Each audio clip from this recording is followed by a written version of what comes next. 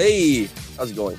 Raptors Weekly Podcast here. After a bit of a hiatus, I've been traveling and doing work related to the Raptors while also neglecting work related to the Raptors. It's a bit of a quandary, not a good one, but we're here with Vivek Jacob, who is a freelance writer for Raptors.com, CBC, and Complex. Some great names for a great guy and some great work. Vivek, how you doing, man? I'm doing good.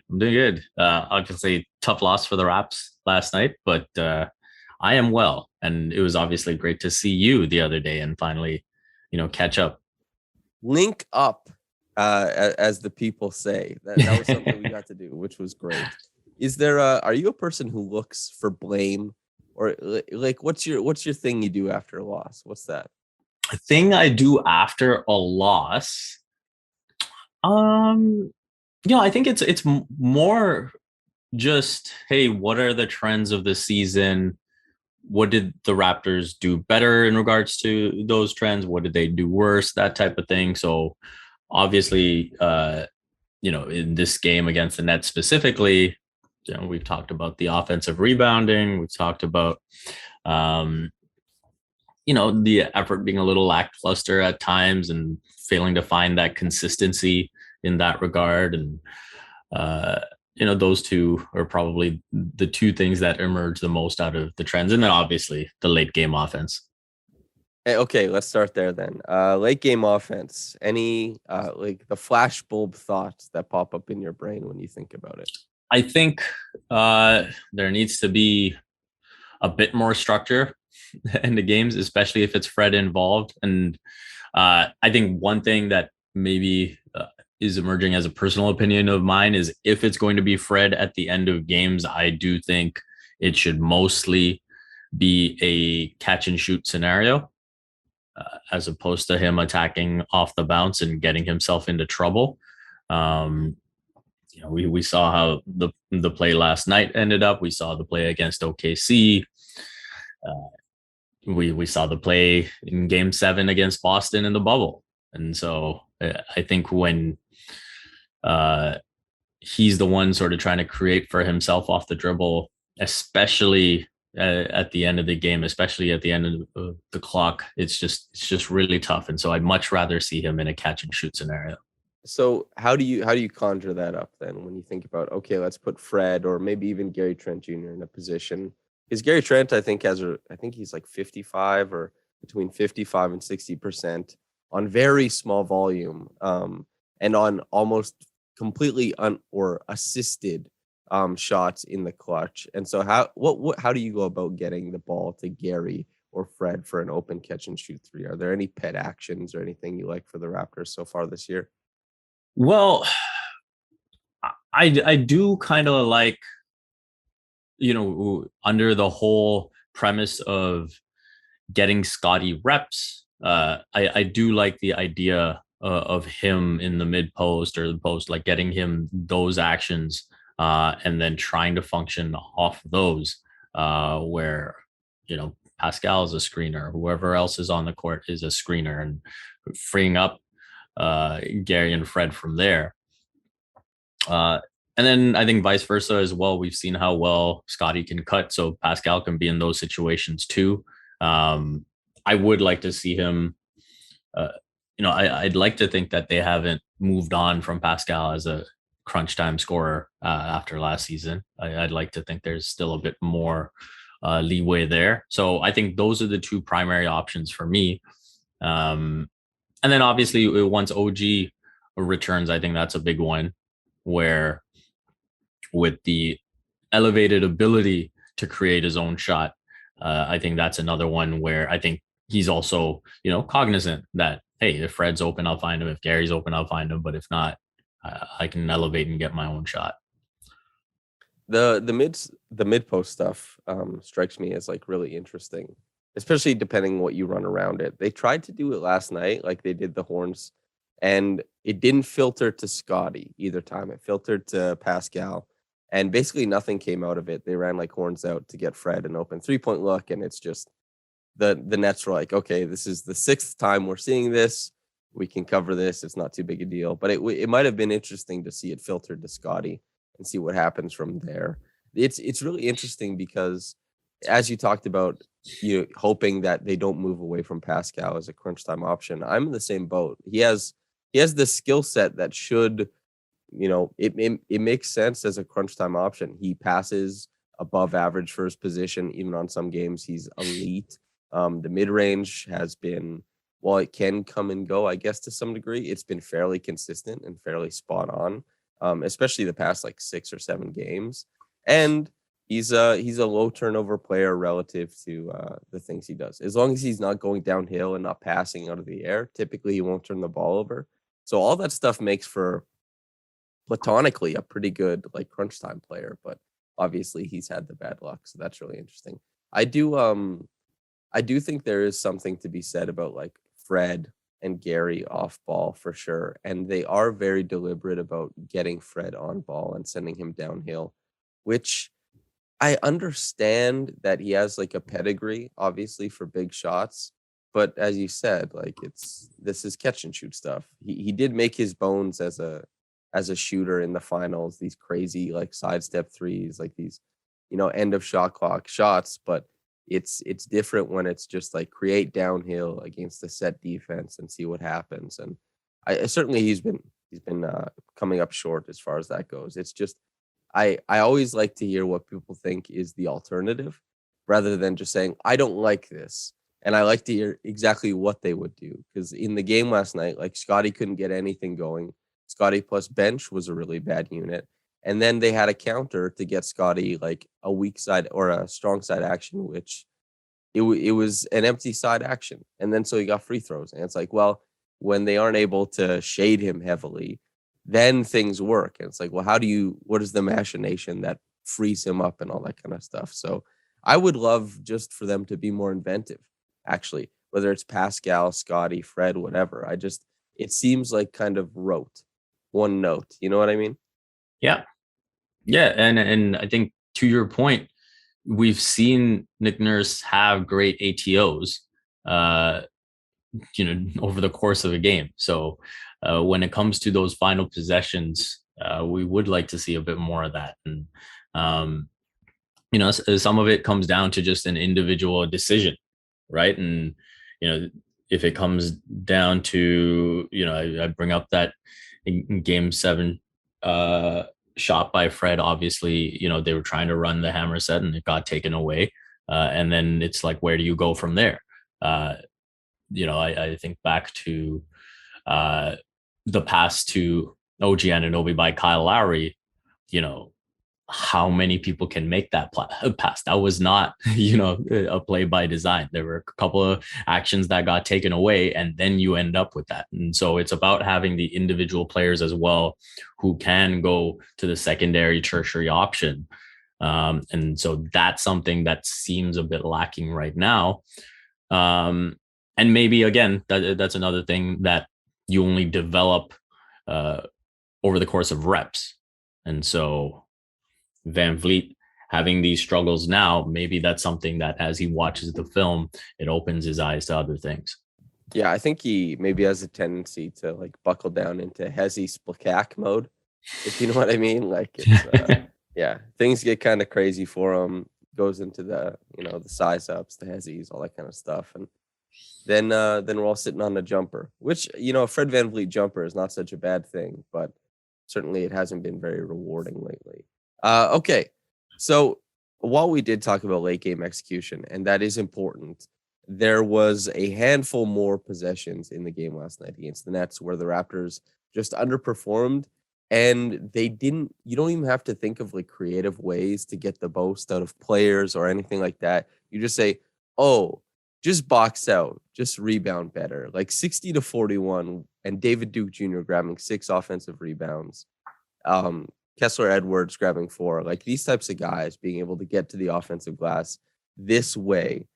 What have you made of this trend of troubling rebounding on the defensive end for the Raptors? Yeah, I think the biggest thing is just closing out the possession, and especially on the weak side where you see, for example, a shot go up from the left corner or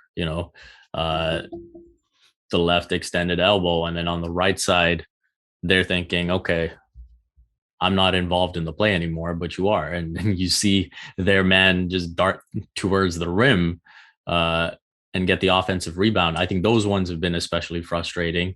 And again, when it comes down to those plays, it's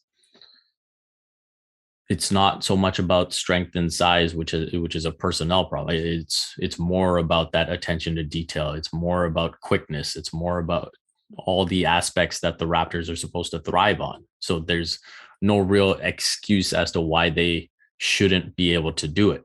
I kind of understand the ones inside where a bigger, stronger player is just able to muscle their way to the rim, get the putback, and that's going to happen. But the ones that are long shot rebound, the long shot, long rebound, those are the ones that are particularly frustrating to me. This takes me to the big question I had about Utah versus Chris Boucher closing late. And Utah, who last game against the Knicks, played in small lineups, had 10 rebounds in, I think, like 26 minutes. And if you watch, like, this is just fully eye test stuff, but watch a Utah Watanabe game and see how many rebounds that he chases down that maybe David Duke Jr. or Kessler Edwards may not have gotten to, like that type of thing. And also, like Chris Boucher last game was just floating out in space. Like some place he did not have a guy. He did not have a guy to guard. And that was really confusing to me because I was like, oh my God, find a guy. And that translates not into just not finding a shooter for a possession, a la Patty Mills, the play that Joe Wolfond was highlighting on Twitter. And so anybody go to Joe Wolfond's Twitter account, you'll see it. But the fact that, like, if you're not guarding a guy, you also don't have a natural box out matchup. And it's like, well, God, you need a guy who can be disciplined and who can put a body on somebody and that kind of stuff. Even though did Chris Boucher sky for a couple boards? Yeah. But like I think there's possessions that could have been saved with Utah, but it's not just Chris Boucher, it's everybody on the whole. And yeah, the 60 boards overall and 19 offensive rebounds it's not unforgivable. It's just like, how do you let this happen, really? Yeah.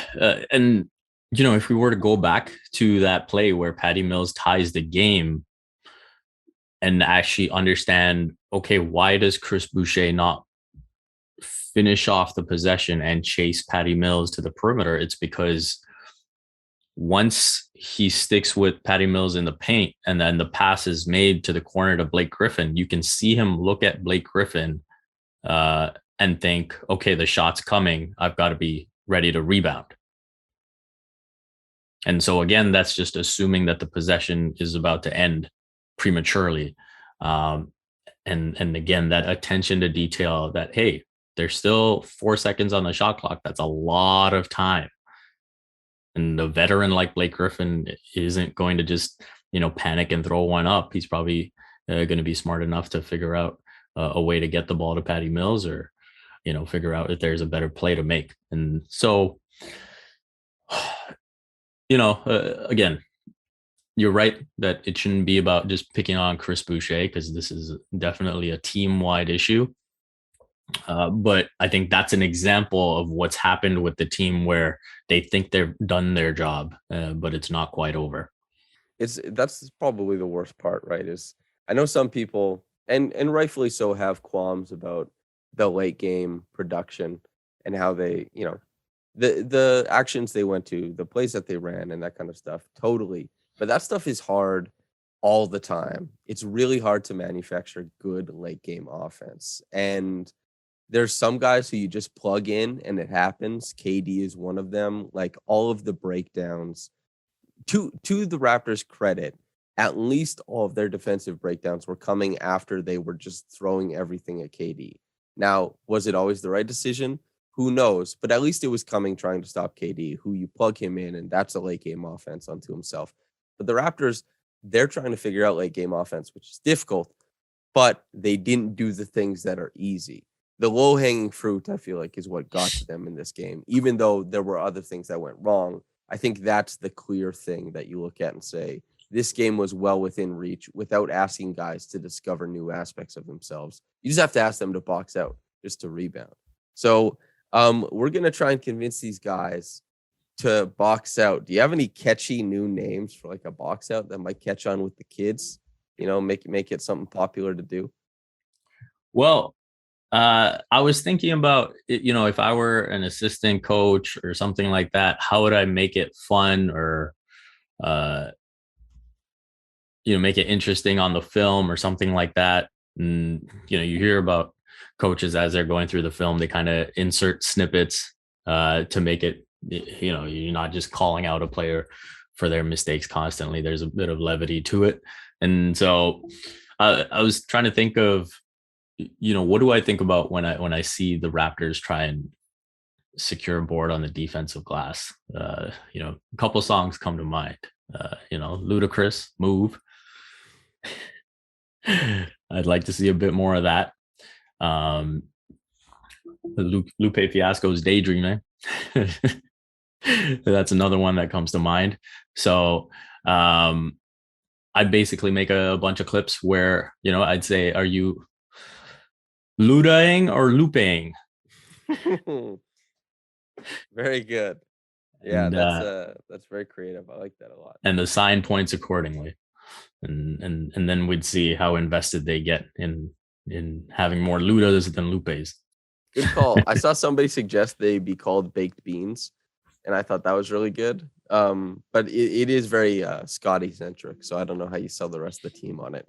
Luda and Lupe, though, I think is as good a way to do it as any to hold it down. Okay, let's talk about Scottie to get Scottie centric. These defensive steps he's made over the past few games, as I talked about with Chris Boucher in that past game, like floating seemingly without purpose. And sometimes when guys float off ball, it's dangerous for the opposing team. Like think of Paul George or Andre Roberson, like during that wonderful OKC Thunder year. Those guys are floating off ball, as was Russell Westbrook, and there's a lot of potency to it. And they're kind of mucking up actions by crossing into different passing lanes and driving lanes and stuff like that. And Chris Boucher certainly wasn't doing that.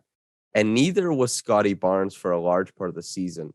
But now his hovering defensively seems to serve like a very specific purpose in help side defense, in mucking up those passing and driving lanes. And it really does seem to have clicked within like the past 3 games. It's a very noticeable change. What have you made of that? I think the biggest thing I make of it is him coming to terms with not just the Raptors defensive schemes, but opposing offenses and what they're trying to do. And number one, to make the point off ball and make the point on ball, you can see when he's defending on ball, the way he's funneling the player towards the help. And that seems a lot more intentional and suited to the Raptors scheme. And so by virtue of that, when he's off ball, he understands now which way the attacking player is going to be headed, which way the offense is trending, and where he can pick his spots to then go help off his man. And so I think those two things are the biggest shifts that I've seen. I don't know if that's something that you've seen as well. No, I think especially the on-ball stuff is a great point about being cognizant of where his help is. There was a game against the Knicks where they ran a ball screen for RJ Barrett to go to RJ's left. He's obviously very strong to his left. And a la Chris Bosh, when we think of Chris Bosh, hedging guys out to the sideline like that, sidling guys, sidestepping and making sure that they have to revert course or reverse course. That's what Scottie did. And he forced RJ to his right hand. RJ reversed it. And then Scottie filtered back into the help and let Chris Boucher operate as the main defender afterwards, because it was RJ on his right hand. And Chris Boucher basically just has to put up a contest. RJ airballed the look. And like he sold out to deny RJ what RJ really wants. And then he knew to switch off of RJ when RJ was at a weaker point in his offensive game. And that's like a very good microcosm of his on-ball stuff, which still isn't as good as his off-ball stuff at this point. But, and like, it remains to be seen about like foot speed and angles and how potent he really will be against like the smaller guards in the NBA. But that play against RJ was an example of really executing a good game plan and using his gifts to do it. And that's all you can ask for from a player. And then off ball, we're looking at a guy who is abandoning his check at always the right time, like question mark, right? Because it's the guy's in the air. The last few games, he hasn't paid for it. He's leaving his guy full out for these reckless abandoned contests that have been paying off ad nauseum. Like, it's just, they keep paying off. He keeps getting to the ball. He keeps changing shots, and it makes him look like a whirling dervish on the defensive end. And he just isn't paying for it currently. And that's the thing about defense. And Gary Trent Jr. is a good example of this. Like, most of Gary Trent Jr.'s steals this year aren't passing lane steals. They're on ball thefts. Like, he's just got the timing, and he's not fouling a lot. And there's no way to explain that from a craft point of view, really, because you can't dig in on what these guys are doing. You just have to say, well, I guess this guy's good at this. And Scottie, as far as abandoning a guy to come over for help for contests, it's not Draymond Green level, but he seems to have a great sense of when to attack as a defender. Yeah, I think you've put it perfectly there. I think you've summed it up. I think the instincts, we've talked a lot about his feel for the game. And I think now when you marry, the knowledge of what teams are trying to do, what the Raptors as a team are trying to do, with his natural ability and where he can pick his spots, I think that's where now, you get those highlight plays, you get that specialness out of him, because he knows exactly where his opportunities lie. Yeah, I don't know, man. It's been pretty miraculous over the past few games. Obviously, the Nets game isn't like a great example, but it wasn't for anybody from a defensive standpoint. But geez, the 2 games prior to that, I just was marveling at him all the time, like these low help side rotations where he's operating as certainly not Rudy Gobert, Miles Turner, but a staunch rim protector. And like, these big sweeping rotations are really complimentary of his length and the way that he reads the floor as a defender. And for the Raptors, especially against the Knicks, for them to use him as the low man instead of against the Nets, where a lot of times you saw he was defending stuff above the break. Like, that's a really interesting decision to make, is to move this guy around all the time as a rookie and just say, there's different spaces you're going to defend in, figure it out. And the fact that he figured out the low man stuff against the Knicks so quickly was awesome. Do you have any extra thoughts on Scottie's defense? Scottie's defense, no, I think we've gotten to everything there is to there. I just expect him to keep getting better from here, because especially once OG Anunoby comes back, and we talk about knowing when to pick your spots, I think OG makes that easier for everyone. Mm-hmm. Yeah, definitely. Okay, so talking of OG picking spots, easier for everybody. The defense as a whole has oscillated between the league's best, not the league's best, because the Warriors have been way better than anybody else, but this team has been really good defensively, then really bad defensively, then really good defensively, and then middling defensively. Where do you think they fall? Like, do you have an actual expectation of this team? I understand there's like, everybody oscillates between good and bad, but how big a range do they have currently to you, and where do you think they end up? I think the encouraging thing is the range is decreasing. I think they are finding the best version of themselves more consistently. So I do lean towards them finishing the season somewhere, maybe in that 11 to 14 range, which I think would mean that they are probably, closer to, the 8 to 10 range most of the time, the rest of the way. Obviously, they'll be dragged down by the horrible stretches that they have. And I think that's, par for the course with a very young team. You are just going to have stretches where you have those breakdowns and you have struggles, especially on this second night of a back-to-back.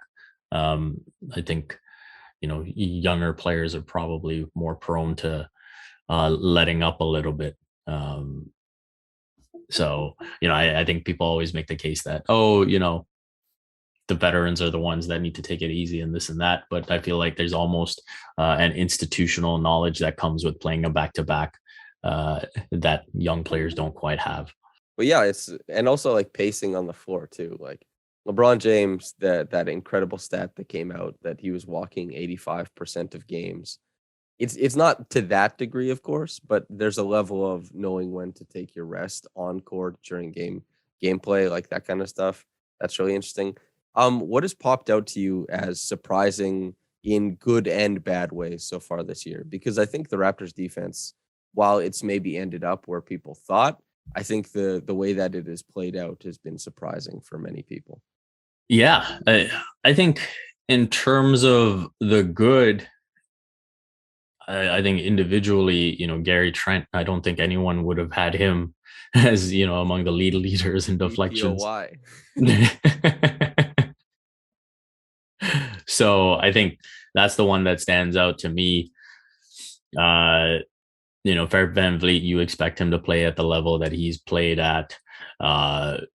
Precious was sort of a question mark coming in. And so I think he's been improving on the defensive end, and I think he had hit a nice stride before the shoulder tendonitis had kind of ruled him out here, and now obviously the protocols. So I think those are the ones that have been sort of a pleasant surprise on the defensive side of the ball. In terms of the bad, I mean, I can't say I'm all too surprised with what I've seen from Chris Boucher. That it's just something that seems to be a struggle for him in terms of positional defense. Like to me, he is the skinny version of Hassan Whiteside, right? And he's like he'll get you those highlight plays, but in terms of actually staying true to the team's defensive principles, that's something that you can't expect from him, not with any consistency anyway. So yeah, what would be a surprise on the bad side of things? I guess just how many times they've broken down. That the inconsistency is probably the biggest surprise, because I think when you came into this season and compared the roster with last year, you felt that there was a significant enough talent upgrade that you wouldn't see the drop-offs that we've seen. And so I think that has probably been the biggest bad surprise. What about you? Bad surprise. Yeah, the consistency is definitely something. Although prior to the season, I said I expected them to underperform their defensive talent. Bad surprises. I mean, if you had asked me like 2 weeks ago, I would say Scottie's worse defensively than I expected. And not like there's a huge referendum way I think of him as a worse defender in the long term. No, just like he's been up to that point, like he's been the worst defender in a lot of the lineups they've played, especially since they have guys like Yuta Watanabe coming off the bench, right? And if he's not sharing the floor with Chris Boucher, Scottie was likely the guy making the most mistakes during these games. And so like even Delano Banton had like a decent idea of how to X out a little bit quicker than Scottie. But obviously Scottie came along like right away. And so that's all moot point. Good surprises. I think Precious Achiuwa is good defender, honestly. During the preseason, everything that popped about his game was offensive because he was like going coast to coast, like, poor man's Magic Johnson, right? The handle looked tight. He was hitting threes at an unsustainable clip. And so the Precious Achiuwa stuff, it looked like, was he going to present some sort of interesting ceiling offensively? Because, maybe there'll be like the stuff that Scottie runs, like keeper plays and like these little actions where he can manipulate with his dribble. Who knows what that opens up? But basically, the thing that's happened this year is Precious has actually, I think, been a demonstrably better rim protector than anybody else on the roster, while also being just an absolute travesty offensively. We're saying Chris Boucher doesn't know where he is defensively last game. Precious does that offensively every game. Like when his defender cheats off of him to shade other players and he has all this space, he just has no idea what to do with it. He's like, well, what do I do with myself now? I'm wide open. How do I get the ball? How do I show as an option for the pass or all this kind of stuff? So, I mean, in a good way, Precious has been way better defensively than I thought. And then just as like an interesting thing, I find that Pascal Siakam, his mobility is a really good fit for the defense, but he, more so than any other player, just refuses to gamble the way that other players do. Like, he's so much more interested in contain than he is in turnover. And I think that's really interesting because as far as his core coverage, his God-given abilities and like how he reads plays as a defender, you'd think this is a guy who could be approaching like 2 steals a game or something, but he's been so muted on that end. And I wonder, like, is this a guy who's looking at everybody else gambling and saying, I'm just going to work on contain. I'm just going to be the back line. I'm going to provide coverage. If that's sent down, like that's something that he talked about with Nurse and co or whatever. I think that's really interesting because OG and Fred are gambling way more than they ever did, but Pascal is gambling less. He seems to be the only player on the roster who is playing that way. Yeah, I agree with you 100%. And I do feel that's something that's been discussed, and he's sort of been the one to lay back. And, who knows, maybe some of it might have been also him truly getting his legs under him and saying, until I get to that point where I feel like I can take a gamble and then if I miss out, still be able to recover. Until I get to that point, I'm going to play it safe. So, maybe, 10, 15 games from now, we'll have a better idea if this is just the way Pascal is going to defend this season.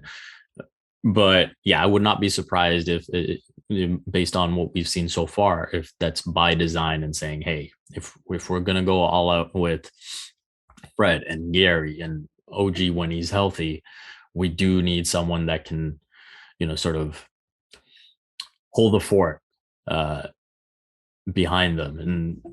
And let's face it, some of that comes down to what's available at center as well, right? And I think when you had a Marc Gasol and Serge Ibaka to a slightly lesser extent, you could afford to take those chances a bit more as well. And so I think the level of risk behind those other guys increases just that little bit more when it's alongside, say, a Precious Achua or Kem Birch or Boucher, especially, or whoever it is at the 5. Yeah, it's yeah, I definitely agree with you that like we'll see over the next 15 games because I think Pascal, he's there now, or as close to there as most players get during a long, grueling NBA season. Like he's in a pretty good spot as far as his burst. Is it the same as like his top end burst? Who knows? Like there's a bunch of different things that NBA players work through, but his mobility, his burst, all that kind of stuff seems to be around peak. So that's what I want to talk about next. I think he looked pretty good dunking on KD. Yeah, pretty good. Pretty nice. Averaging 19, 7.6, 3.7, and shooting, I think his true shooting percentage is at like 55% currently. And the defense he's had ups and downs for sure. It's trended more positive relative to his teammates, I think, because they obviously were in a very bad defensive downward spiral when he first came back. Although I certainly don't extrapolate his return into why they were bad defensively, but he also wasn't as good as he can be. He was just good relative to the team. And so the defense has been kind of a wash for a guy who's expected to be near or at all NBA level. But the offense, I think, is something that you can really look at and you can dig in on some areas. And I'm going to ask you, what are some areas you've dug in on that you think like you have a good beat on for as far as Pascal's return offensively? I would say the ability to create separation in the mid-range, because to me, that's two things. That's one, the tightness of his handle, and two, his herky-jerky sort of stop and go and stop again. And I think those two things have progressed to a very strong level. I think, if you had asked me, say, about 7-8 games into the season, I would have said offensively he's been okay, and now I think he's mostly hovering from good to very good with sparkles of great. And I think now I think you're right that he is at a place where physically it looks like everything is in tune. So, one thing is the ability to create the mid range. And then the other thing too is I will say is just, being up to game speed in terms of making reads. And you saw that early on in the season when the double came, when help was coming, or just those initial reactions were a step slow. And now you're seeing the timing come through on the playmaking, on understanding where he's got that little bit of separation to just go. So I think those are game speed things that was always going to take a bit of time. And now it looks like he's very much there. Now, I've been like very pro Pascal as a writer, as somebody who covers this game for a while now. And it's interesting to see. Now, I don't know if this is rose colored glasses, but I think his game is the most affected by the current roster because you see like his best games are the ones where he builds out from the mid range and he just has to lift from there. And he did have a couple shots last game against the Nets where it was provided to him by teammates, but it seems like Pascal's touches currently are mostly self-created and they're being asked to beat a defense that's sinking in. And it's like, it's really interesting to see this metamorphosis of his game that, as you talk about, like his herky jerky stuff and his handle is like, this is a guy who came into the league and creates with footwork because his handle hadn't progressed that much in college. And now he's a guy who tries to create with all of it and has a mid-range game that's grown. And that's what sets the tone for his game most of these nights, I find. It's like if he's not getting out in transition and he's clearly getting doubled and shaded in the post, very rarely does he find the space or time to work there. And so mostly the defense kind of huddles in and he has to hit a shot over top. And that's been very interesting because it does not lean towards his natural gifts. And that's, I think, like Scottie for the most part, when he's succeeding, you're seeing a guy who's in empty side actions where he gets to just kind of be very, like, he's great at using like hop steps and skip steps to stay mobile and bouncy while holding a dribble. And guys obviously have had a tough time keeping up with him. He gets deep and he's hit a lot of push shots. He's hit a lot of tough shots in the post. And Pascal doesn't really get the benefit of that. And so it's interesting to watch like Fred get the pick and roll possessions and to Scottie to get all the weak or the empty side stuff, which is great. And I love that. But OG and Pascal this year, as has been the case for many of the Raptors, like main guys, are just relegated to like isolation hell and make it work. Is there anything you've thought about that? Because I haven't seen a bunch of conversations about it, but it's certainly something I've noticed. I would say, when you bring that up, the one thing I do think about looking back on the first half of the 2019-20 season, some of the 18-19 season, is the one thing we don't see as much now is Pascal had this sort of ramp up dribble move. And it was almost like a little bit of a hop, or, he's basically ramping up to go. And I wonder if that one is just, as you mentioned before, not having quite top gear yet. And I think that's something that needs that top gear. And so, when you talk about the steps that Scottie is able to take with his size, I think that's something that if Pascal gets back, will add a little extra to his game. And again, I think you make a great point about the roster construction, where the spacing has to be there as well in thinking that he can get all the way to the rim. And so is that something that's also taken away that move? And so he feels it has to be very much, side to side, get the step, then sort of slowly work your way towards the rim. And I think that's something that, again, Every player has their own calculus of what move is best in certain situations. And if the situations that most frequently present themselves to him are ones where he has to operate in the middle of the floor, and the only way he's really going to get a shot attempt at the rim is those post ups, then that's where you're just not going to see a move like, that ramp up dribble that we used to see. I don't know if you remember what we're talking about.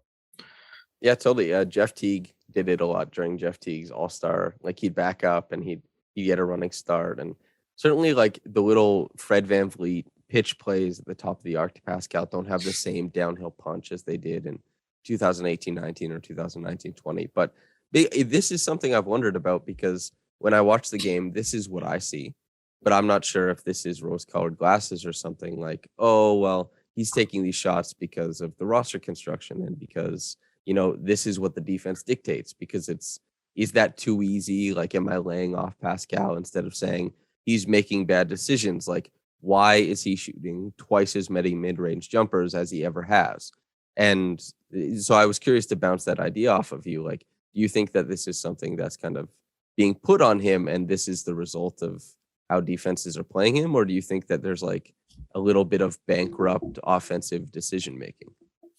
I think I lean towards the first initial point I made, but I also think, again, it's having that true belief in, your top speed, your top physical condition. And so, again, I think these next 10 to 15 games, if we start to see a little bit more of that north-south, then I'll say, okay, now he's really starting to feel it. There was that play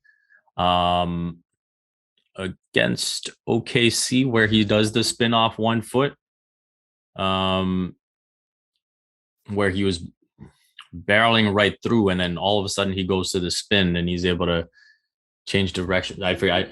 I forget. Did he get now. Fouled? Yeah, he did miss the shot. Yeah, that was against Mitchell Robinson, I think, in the Knicks. Knicks. Yeah, correct. Exactly. Yeah. And that's one of those wow plays, right? And then I remember when that happened, I was like, man, I have not seen that for a while.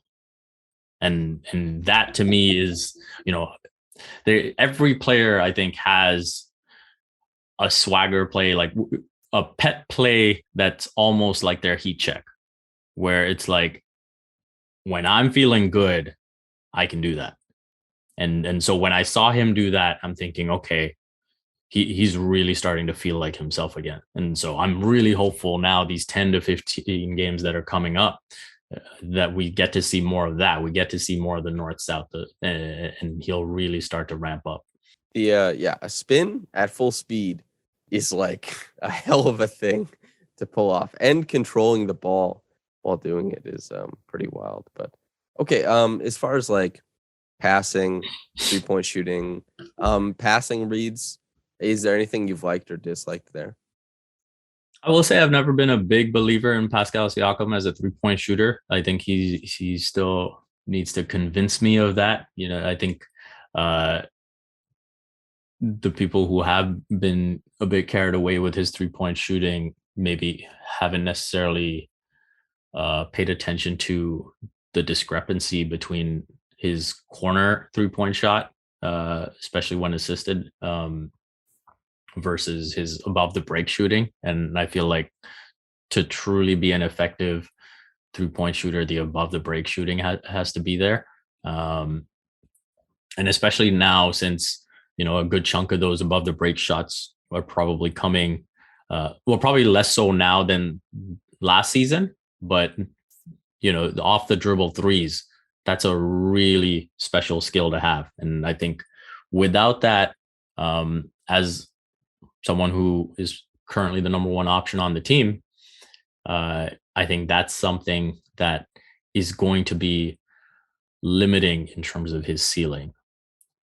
Yeah, I think 2019-20 was basically the one, like, if you're doing the 750 attempts, 3-point stabilizing, that has to be not only the number, well, that's like conventional wisdom, but also that has to be like a stable context.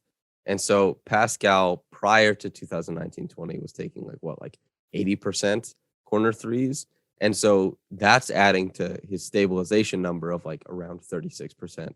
And then 2019-20, he's obviously on a heater, and he took like, I think like only 20% corner threes, and he shot around 36% on the season, and he was seeing a lot of pull-ups too.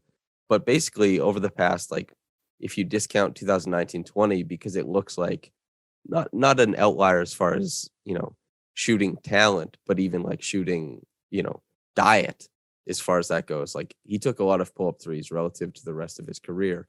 The 3-point shot, as you say, like above the break versus the corner, there's certainly a discrepancy. So while he will have around like 750 attempts at like 36%, and that's good, it's just like they're no longer recreating the terms of that shot diet. Correct. So why would that hold up the same way? And so, it's tough because the Raptors have to position Pascal above the break rather than the corner, because everybody else, like, that's who you want to have the ball going downhill. Like on second side action, Pascal, if the ball funnels to him, you'd rather have him above the break than a lot of other players on the roster. Like Justin Champagnie, if he's sharing the floor, put Justin Champagnie on the baseline. Let him oscillate between like tip dunks and dunker spot action and like moving off ball, showing and all that kind of stuff. And yeah, so Pascal, the 3-point shooting is really interesting to me because it doesn't look right. You know what I mean? Like the and especially not even discrepancy on like corner versus above the break, but just discrepancy on makes versus misses. Like he's missing by too much. And this is also like the Scottie Barnes thing last game too. Is Scottie hit that step back 3, and then he had a wide open 3 in overtime, and he gave the Jerry West logo a concussion. Like he clanged that right off the glass. It didn't touch rim. So you want a guy, like if you're a coaching staff, you want a guy who's going to put the ball in the vicinity of the rim, and you're like, it'll fall in enough of the time. But when a guy is like clanging it off the glass or airballing like Scottie and Pascal have been, despite both of them shooting, I think 33% or above from deep, it's like, how do you ever bet on that? And the defenses they're playing absolutely do not. They're like, yeah, you can shoot it. And yeah, that's been the most backbreaking aspect of Pascal's game so far this year is fourth quarter catch and shoot 3-point attempts. I think that has been, he hit one against OKC. I'm pretty sure he hit one against, I can't remember. He hit one against OKC for sure with like 2 minutes left. That was great. But overall, I think he's probably sitting around like 15% on those, like the catch and shoot fourth quarter stuff. That's been tough, particularly. Yeah. And I think, again, when you think about the spacing on the floor, whether it's, and we talk about late game offense, whether you want Scottie mid post, whether you want Pascal mid post, how that functions, so much of it comes down to their ability to present themselves as a 3-point threat, whoever's off ball, right? And I think that's something that needs to be looked at. And with Pascal, maybe there is a happy medium to be found with him now that you again have all these shot creators and you have all these playmakers on the team, where you can shift him more towards the 3-point diet of 18, 19 and get him more of those assisted looks, especially from the corner. And again, I would respect him from the corner, but especially above the break. He's not someone that is striking fear into an opponent, in my opinion. Yeah. Well, it's interesting, like getting back to that 18-19 shot diet, like 70% of his shots came from the corner, and he shot, 41% on them. And like 97% of his threes that year were assisted. This year, every single 3 has been assisted, but 22% of them come from the corner. It's just like he's not being serviced in the same way. Kawhi isn't here anymore. Like the defense is not paying attention the same way, and they don't have like Fred, Kyle, Danny, Serge, Mark, and those guys above the break, and Pascal just chilling in the corner, ready for like these little dunker spot cut-ins and all that kind of stuff. Like it's just different. And yeah, it's I do believe actually it's probably fair to look at Pascal and say that the 3-point shot, despite having that huge boom, of shooting talent in like 2019-20, I do think it's still in the prove me area, which is not ideal, but I think it's fair to look at it now and say it's prove me. As far as the passing, the reactive stuff I've actually been really happy with, like making reads against the moving defense when he's attacking with advantage. Really happy with that. A little bit underwhelmed with the proactive passing, like from a standstill, reading how the defense is adjusting and making reads from there, which is actually, that's the inverse from last season, where last season in the Tampa season, his proactive passing was really great, and like all the passing metrics, especially like shot quality stuff, rated him as just an immensely talented passer and a guy who created a ton of great looks. And this year, the proactive stuff has been a little bit underwhelming, I think. But the reactive stuff's been great, like the stuff in transition, the grab and go stuff. There's nothing I love more. Well, there's obviously like Scottie and Pascal short roll partnerships are obviously my favorite, but like when Pascal grabs it and Fred leaks out in transition and he hits a three, that's like my favorite thing. Are there any takeaways you have of Pascal's passing? Yeah, with the proactive stuff, I think it's a combination of maybe some of the role changes that we've seen and obviously the personnel changes as well. And so, there are those opportunities maybe sometimes where he's playing with Precious Achua, and like you said, Precious, he's in space and he doesn't know what to do, and Pascal is like, I know what you need to do. I can find you here. And it just doesn't happen. And so now again, you have to go to the secondary option, the tertiary option, whatever it may be, that comes out of that. You look at the chemistry that he's shown with Scottie Barnes is great so far, but I still feel like there's definitely maybe 2-3 more gears to this thing where they develop an understanding, and it's going to be a real problem for defenders. And so I think that has steps to grow. And then I think there's also a little bit of him understanding when OG comes back that there will be a little bit of reclassification of roles. And so again, what does that look like? Where players positioned on the floor? And then finally, I would just say, the Pascal plus bench units, that's probably where a lot of, the clogged up situations emerge. And so I think that's just tough for him to operate in. I mean, we've seen even with the starting lineup, when that's a bit clogged, it can get difficult. So, when he's out there with 4 other guys that aren't making shots, it's not going to look pretty at all. Mm-hmm. Yeah, the bench stuff is tough, especially when like Utah or Svi aren't hitting threes, and Svi especially, like this is a guy, like No. has the shooter tag, and that's the most interesting thing about Svi is he's far and away the best like guard on the roster as far as athletically, like his pop, his balance, his burst is way better than anybody else on the roster. Like Gary, Fred, they don't come close. But he's been stamped as a shooter, and like, I'm not so sure, my guy. Like, I don't know if you're stamped, but he has a reputation.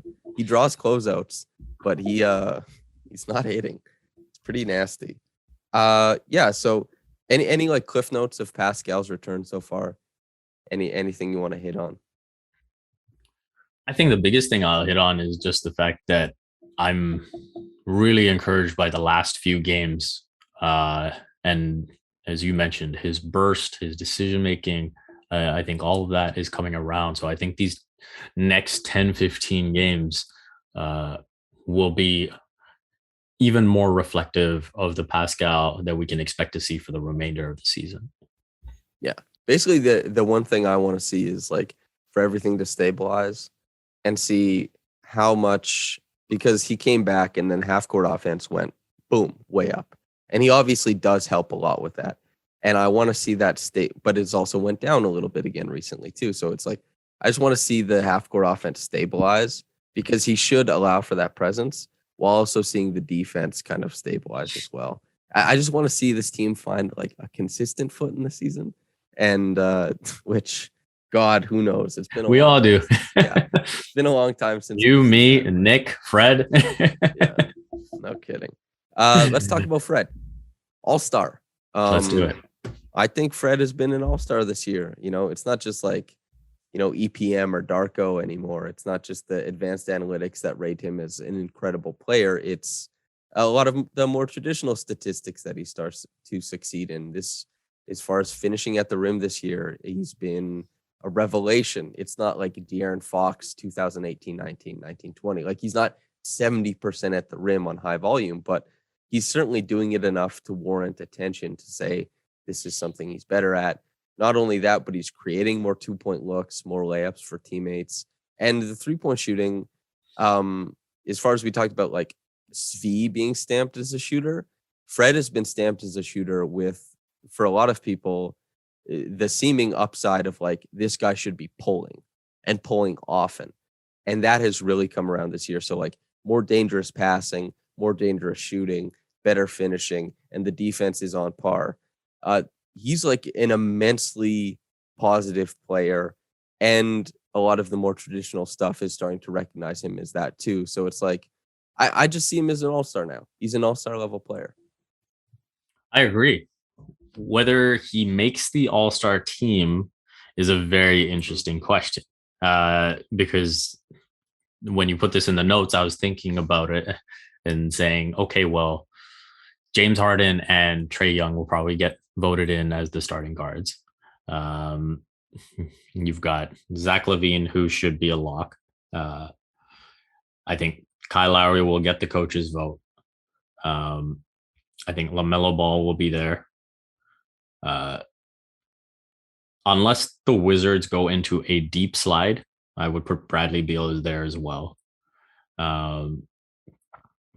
And then that's where it gets interesting. He's battling, you know, Drew Holiday and Darius Garland. And what does that conversation? I think now with the, you know, hyperextended left knee, I think it's going to be a little tight for Chris Middleton. So yeah, when I look at Drew Holiday, when I look at Darius Garland, what does this stretch now for the Milwaukee Bucks without Giannis look like? If he goes on an absolute heater, and Chris Middleton for that matter, if Drew Holiday can go on an absolute heater and have the Bucks, you know, head above water, then I think he might stake his claim to be the second guy for the Bucks. But if he doesn't, then I could see him sliding out of the picture. With Darius Garland, you know, how much more winning can Cleveland do between now and when the voting ends to get a second guy? Because I think Jared Allen will be their first guy. So I think those are the two guys I would earmark as who Fred has to beat. And as I've said with those two teams, I have to say the same for the Raptors. It comes down to how much they win.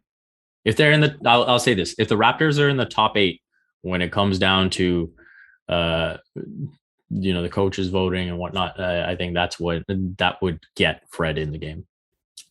Mm-hmm. Yeah, it's tough to see them at like above 500 or even 500 and not to have a representative as well. He's just been awesome. I think I've wanted to have like a little spot on every weekly podcast to say like, wow, Fred doing good things like at an even higher level. Just progression appears to be linear for this guy, as it has been for some players in the past. The bench unit, the Raptors bench, worst 3-point shooting, I think by almost 4% relative to other benches. Worst scoring.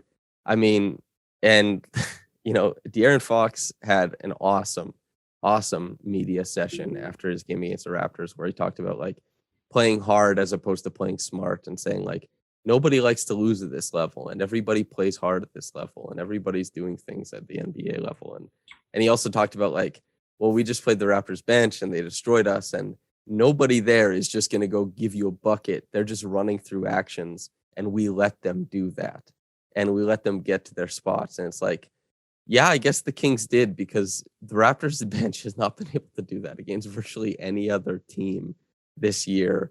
What are your thoughts on the Raptors bench? Yeah, I mean that's the beauty of sample sizes, right? Fox's opinion is based on the two games that he's played against them, and if he were to watch all the other games, I don't think he'd have that same opinion. So um, I think I think the Raptors bench offensively, you know, I think Svi is so disappointing because you know that he is a guy that is a very willing shooter, if not as capable as one might like to think. And with the other guys, Utah, uh, you know, uh, Justin Champagny of late, whoever it may be, the willingness to shoot isn't quite there. And I think we've seen over the course of the Raptors' development of players, it's a step-by-step process, especially with outside shooting, of first being willing to shoot to get to the point where you're confident that you're going to make the shot. And that acceptance that, hey, the ball's swinging to me, this is my turn in the offense, and recognizing that is the first step. And there's not quite enough of that. There's not quite enough of again, just recognizing space and opportunities to score and to be productive and effective. And sometimes it is just not doing the right thing at the right time. And so what I mean by that is you will see a drive to the basket and then you will see an accompanying cut that just clogs up the paint. And it's like, no, just stay where you were and space the floor. Now is not the time for that. And so little things like that, I think, make the offense even more difficult. And the last thing is you don't have Kyle Lowry plus bench anymore. Yeah. And the Fred VanVleet plus bench appears to be something that is like on the cusp maybe of being a thing, because Fred is just such an overwhelmingly positive player at this point. But this is where guys like Kyle Kuzma, you're like, hell yeah, I absolutely see why teams would just gobble him up and be like, yep, you can be on a contender. Like, you know what I mean? It's just like having a guy like Kyle Kuzma who has a great nose for cuts and shoots too much. Bench units now more than ever, because of the heliocentric phase the NBA has been going through and the kind of like homogenous 3-and-D style or whatever, they've amassed a bunch of players who do not want to go into the middle, do not want to get into the in-between stuff, and don't want to put the ball on the floor and then start making reads. They want to have reads made for them. They want to like it to be binary. And guys who are willing to just leave the binary and operate in that, in the middle game, and then look for opportunities to extend advantages and stuff like that and take advantages. That's the interesting part, is because like, as far as skill set, is Kyle Kuzma a more talented player than Utah? Yeah, I would say probably. Is it by like a crazy amount? Honestly, I don't think so. But it's like the mindset and the willingness to go into spaces and extend advantages and help create them and stuff like that, that you want somebody to take that leap. And especially Svi, as you said, being disappointing, the shooting thing. But like Svi was beating hedges and like traps in the pick and roll in the preseason and was making awesome reads as a passer. And that's just nowhere to be found as far as like a secondary creator. That's why like there was, now obviously it looks ridiculous, but there was like a fringe group of people who were like, Svi is the starting guard over Gary, right? Because Svi looked so good in the preseason. And that just, there's been no representation of that type of play so far, I think. And also like Chris Boucher not hitting threes is obviously not great for those lineups either. No, not at all. And, I think you hit on an interesting point about players not developing some sort of in between. And I think this is also where you see a bit of the influence of money. And you see players, say, for example,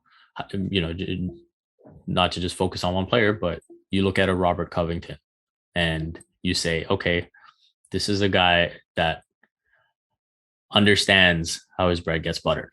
and says, okay, I got to be able to shoot the three from the corner, knock down maybe one or two here above the break. And other than that, I'm just playing defense at an elite level. And I think that expectation that someone else will be there to create the shot and my job is to just knock down the corner. I think if you are an in-between player, it's more easy now to fall in love with the idea of my job this summer is to really become like a 40% corner shooter and not really think about that other stuff.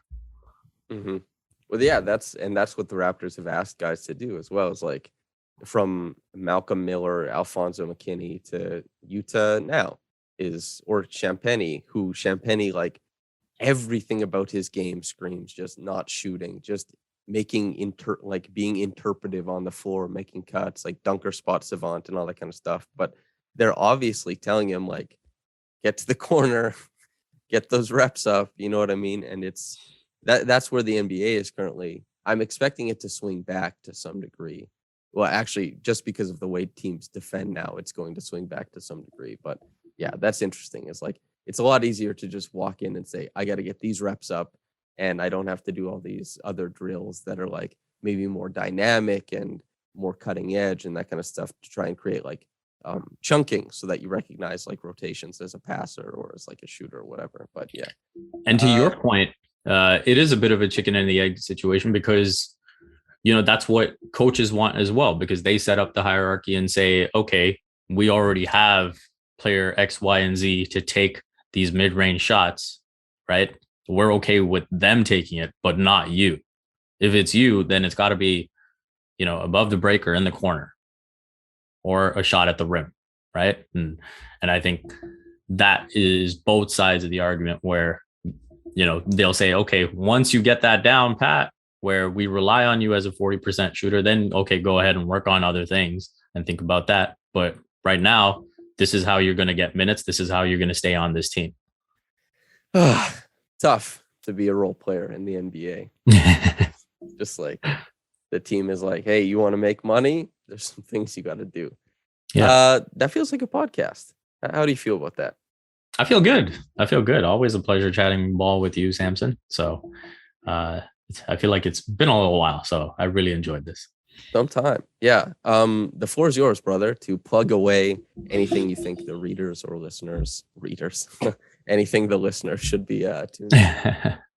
I will plug you away because I think you do awesome work. And I think whether it's the podcast at Raptors Republic, whether it's minute basketball or minute basketball, however people prefer it, I think you and Louis Zatzman do a great job with that. And I wish you all the success. And for everyone listening, make sure you're checking that out as well. And besides that, you know, you can follow Samson along on Twitter as well. Thank you. You're far too kind to give me the plug over yourself. But returning sentiments, Vivek has been doing excellent work for a long time and continues to do so at cbcraptors.com and Complex. Vivek, thank you for coming on, man. Thanks for having me. All right. And listener, whether you got into this in the morning or at night, hope you enjoyed it. Have a blessed day and goodbye.